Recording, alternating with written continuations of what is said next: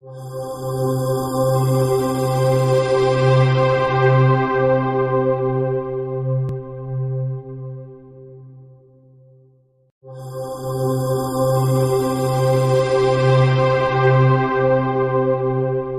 this video you will see ingenious ways to make your own diagnostic equipment. These procedures and plans have been tried and built, but given the nature of the detailed work needed, we make no guarantees. It is ultimately up to you, a skilled technician or DIY genius, to make it work.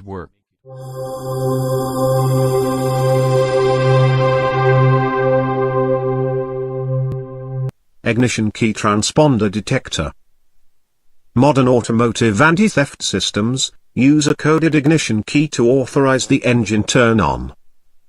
In most cases, another module or computer, such as the ECM, body control module, or the instrument cluster module, serves as the actual anti-theft module. The way the anti-theft systems works is through an ignition key transponder. The ignition key transponder is embedded inside the back or plastic side of the ignition key. It is a non-battery operated circuit. This circuit is powered by an induction coil that generates a current in the key transponder coil itself, which powers the signal code generation circuit. The code is then received by the anti-theft module, and an OK command is then issued for engine start. Now that we've given the brief overview of the circuit, we present here the ignition key transponder detector. Well, you might ask, why do we need this gadget? The answer is simple, because it allows you to know if the key transponder itself is working, tells you if a new key is not a fake, and will even decode the passkey code, and show you as an oscilloscope waveform. Here is how the ignition key transponder detector works. The ignition key transponder detector works in the 120 to 135 kHz frequency range, and is built around only two microcircuits, a 74AC04 and a 74HCT74. It also employs a 690 mH coil that you can wind yourself using transformer wire. The first part of the circuit is the oscillator that excites the ignition key transponder's internal coil. This action induces a current to power the ignition key transponder chip. So, power goes from the ignition key transponder detector coil to the ignition key transponder coil inside the key plastic backing. Once the ignition key transponder is activated, it'll send the pass code, which is then detected by the ignition key transponder detector.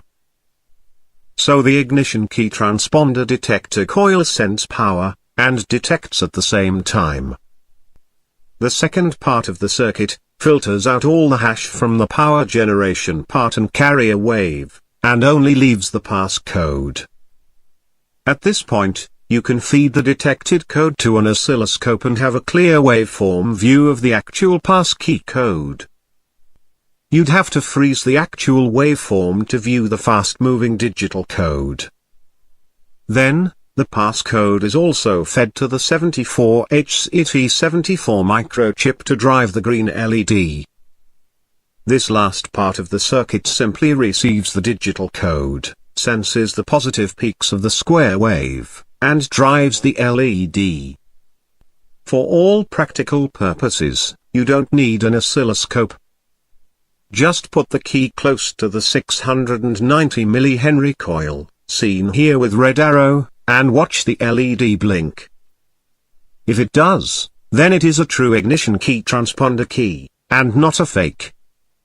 Many people are being duped by unscrupulous vendors of so-called legitimate ignition transponder keys, which are really empty shells. It is a regrettable fact, but the ignition key transponder detector will tell you the real story. We'll later learn how to use this gadget.